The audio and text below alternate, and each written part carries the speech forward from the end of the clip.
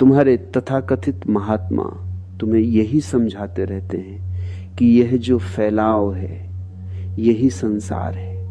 लेकिन मैं तुमसे कहता हूं नहीं, यह फैलाव संसार नहीं है, यह बाहर का विस्तार संसार नहीं है। तुम्हारे मन का जो फैलाव है, मन का जो प्रपंच है, वही संसार है। संसार बाहर नहीं भीतर है, और जो भीतर है उससे मुक्त हुआ जा सकता है। शुरू में असंभव सा लगेगा कि अपने अतीत से कैसे मुक्त हो जाओ, कैसे छोड़ दो उसे जिसे इतने वर्षों से पकड़े बैठे हो। लेकिन जरा देखो तो सही, अतीत है क्या सिवाय स्मृतियों के ढेर के और क्या है? राख है, अंगार भी तो नहीं बचा। सब जल चुका है, सिर्फ धूल बची है। राख से मुक्त होने में ऐसा क्या असंभव है? राख को ढोना ही मूर्खता है। राख को सिर पर रखे घूमते रहना पागलपन है। राख से मुक्त हो जाना तो सहज सरल बात होनी चाहिए। जो बीत गया सो बीत गया, अब उसे पकड़कर कहां बैठे हो? तुम्हारे हाथ खाली है, हाथ खोलो और देखो वह जा चुका है। तुम रो तो भी वो लौट नहीं सकता। तुम लाख प्रयत्न करो, लाख परेशान हो जाओ, तब भी उसे वापस नहीं ला सकते। समय लौटता ही नहीं। लेकिन मन है कि बार बार पीछे जाता है, पीछे लौट लौट कर देखता है और व्यर्थ ही कष्ट पाता है। वह किसी और को नहीं, स्वयं को ही अकारण सता रहा है। कितना बहुमूल्य वर्तमान तुम अतीत की स्मृतियों में नष्ट कर रहे हो। जीवित को मुर्दे के चरणों में झुका रहे हो, जीवित को मुर्दे के आगे समर्पित कर रहे हो, जीवित को मुर्दे के सामने बलि दे रहे हो। अतीत मर चुका है और तुम जीवित को मृत के हवाले कर रहे हो। और केवल अतीत ही नहीं, भविष्य भी तुम्हें पकड़े हुए हैं। तुम कहते हो कल ऐसा करूंगा, कल बदलूंगा, कल ध्यान करूंगा, कल जीऊंगा। लेकिन कल कभी आता है क्या? कभी देखा है उसे आते हुए? जब भी आता है आज बनकर आता है, और आज को तुम खो रहे हो उस कल के लिए जो कभी आएगा ही नहीं। और जब आज की तरह कल आएगा भी, तब भी तुम फिर किसी और कल के बारे में सोच रहे होगे।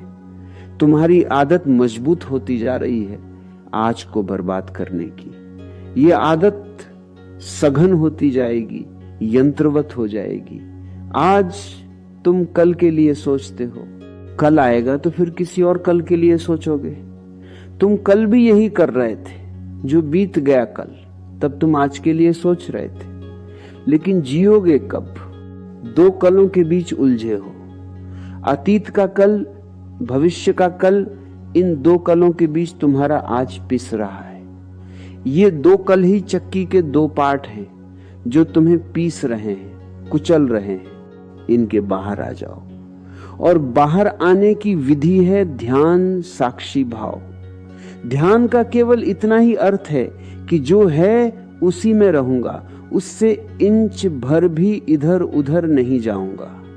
मन भागेगा, आदतों के अनुसार भागेगा, हजारों दिशाओं में दौड़ेगा, लेकिन मैं उसे फिर वापस ले आऊंगा, फिर ले आऊंगा, बार बार ले आऊंगा। यही ध्यान है। ध्यान की अनंत विधियां हैं, मार्ग हजार हैं, लेकिन सबका मूल सार एक है, चैतन्य को वर्तमान में ले आना। जैसे विपश्यना है बुद्ध की परम विधि। जितने लोग विपश्यना से ज्ञान को उपलब्ध हुए, उतने लोग किसी और विधि से नहीं हुए, क्योंकि ये बड़ी सुगम है, बड़ी सरल है, बड़ी सीधी है। विधि क्या है? बस इतना ही, श्वास का बाहर आना देखो, श्वास का भीतर जाना देखो। विपश्यना का अर्थ ही है देखना, अंतर्दृष्टि। कुछ करना नहीं है, सिर्फ साक्षी बने रहना है। श्वास भीतर गई, क्षण भर ठहरी, फिर बाहर आई, फिर बाहर रुकी, फिर भीतर गई। बस यह जो श्वास का वर्तुलाकार परिभ्रमण चल रहा है, यह जो श्वास की माला चल रही है, इसे देखते रहो, कुछ मत करो। धीरे धीरे चमत्कार घटेगा। तुम वर्तमान में जीने की क्षमता को उपलब्ध हो जाओगे, क्योंकि श्वास हमेशा वर्तमान में है। बुद्ध ये नहीं कहते कि जो श्वास जा चुकी उसके बारे में सोचो।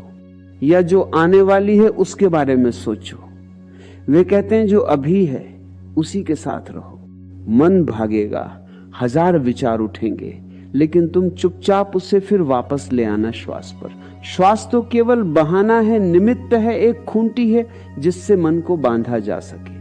सूफी इसे जिक्र कहते हैं, संत इसे सुरति कहते हैं, बुद्ध इसे स्मृति कहते हैं, कृष्णमूर्ति इसे अवेयरनेस कहते हैं, महावीर इसे विवेक बोध कहते हैं। नाम अलग अलग हैं, भाषाएं अलग अलग हैं, लेकिन सार एक है। होश में जियो, स्मरण पूर्वक जियो।